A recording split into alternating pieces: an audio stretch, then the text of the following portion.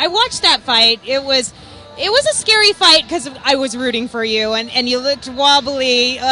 You got rocked by him, and then amazing, you're on the ground. You're there, you've got his arm, and is there any time to think, like, I'm going to break your arm, you better tap, or does it happen so fast you don't even realize you're breaking it? Yeah, no, you don't really have those thoughts entering your mind. You're not, I mean, maybe in the gym when there's not that much adrenaline going through and there's not that much heat of the moment, you have more time to think, hey, partner, your training partner, I'm going to let go and not, inflict damage.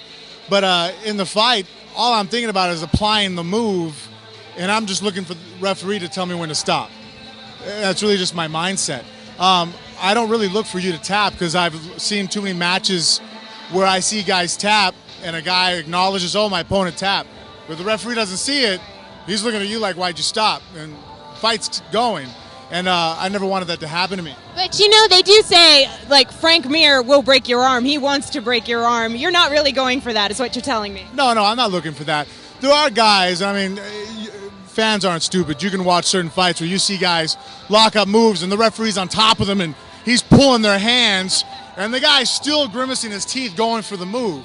You can see all my fights. The minute the referee grabs me, within a half a second, as soon as my brain acknowledges, oh, okay, it's over with, I let go. I'm not trying to inflict. Once the referee says it's done, I won. That's all I wanted was the victory. I just don't want to be, shortchanged by, the phantom tap that I've seen happen before. I started talking to Junior Dos Santos about it, and I said, is there some sort of Brazilian pride that keeps you from tapping? And he said that they're kind of known for don't do it. But he did say he would tap. He said, I wouldn't let my arm break. And what do you think about that? You think Nog purposely let it happen? No, I just think that he was more surprised. I think that there's that almost denial that he feels because there's a high confidence level that he's about to get out. And then you just, and as his brain is, probably trying to figure out an answer on what to do to get out of this, he's, in a panic. I'm still applying the move. I'm not sitting there waiting for him to figure out what to do. And so, his brain never really just accepted defeat. He was looking for a way to figure out what to do until the end. As far as what I would do, I say that if it's a limb thing, I definitely would, once I know I feel something starting to pop, I think I would slap out too, tap out and say, screw it, I don't want to have a broken bone and shred something and alter the way I walk or maybe the way I brush my teeth for the rest of my life. On chokes, I've been known to be a dick in the gym and to pass out and to go very close. There's been a couple times Drysdale's had me in some moves and I've tapped and he's let go and he's like, oh, you want to keep training? I'm like, and I have to I can't even speak because I was so close to passing out that I have to shake my head for a second and just kind of give me a second. Fabricio Verdum just fought and won against Roy Nelson. And since you didn't have an opponent, my partner, Silton Buendia, and myself, we were both like, Fabricio and Frank, that should be it. Because it's usually winner pitted against winner until last man standing gets the shot. But it seems like Cain, even though he lost, he's going to get that shot. Do you think that Fabricio just has more to prove, that beating Roy wasn't enough? Well, no, I don't think that necessarily. I just think that Cain is still probably ranked up higher. I think that, being undefeated and being the champ, and then, he lost to Dos Santos, but he got caught with a shot. It wasn't like it was a devastating, 3 or 4 rounds where Dos Santos completely just dismantled him, round after round after minute. He got caught with a shot and finished off, and, that's the nature of the heavyweight fights. So I think it still leaves a lot of question marks around Cain. I don't really think it takes too much away from him. I think that just says, hey, when guys are this big and the guys get caught, stuff happens.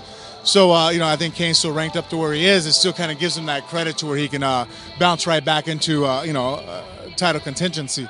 Verdum, coming in the first fight with Roy, I thought he looked very good, but he still, it wasn't like he went out there and dominated, Roy completely. There was times in the fight that he got rocked and dropped and Roy was on top. And I think that, that might have weighed into it a little bit. There was times where he was backing up and running away and looked to struggle a little bit, which I completely understand. Roy is a hard, person to figure out. He's very difficult to fight. He's a very tough guy with his tough chin. And I understand, too, I thought the same thing. Verdum would be an option out there. I think he's a phenomenal fighter. I think he's a greatly improved stand-up. And I think his jiu-jitsu is some of the best in the world. multiple Abu Dhabi champion and world champion with the gi mundials. The guy's awesome.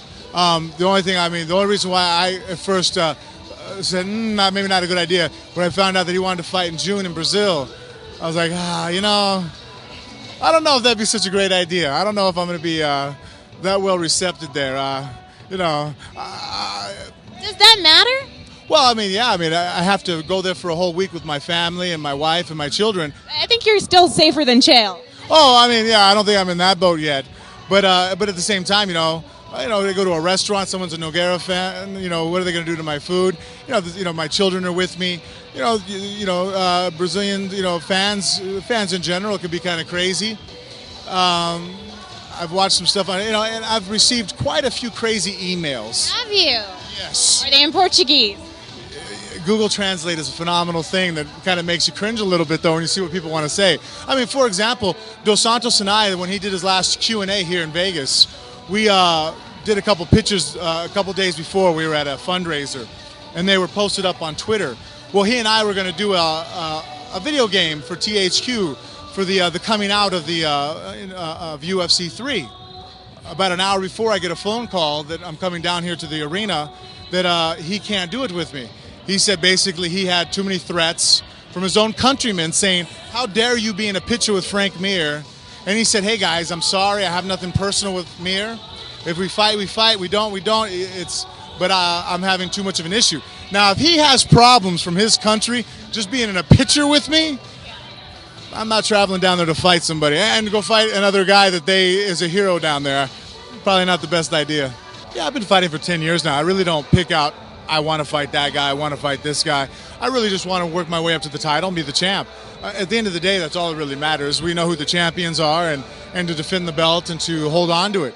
That, at the end of the day, is what people are going to remember.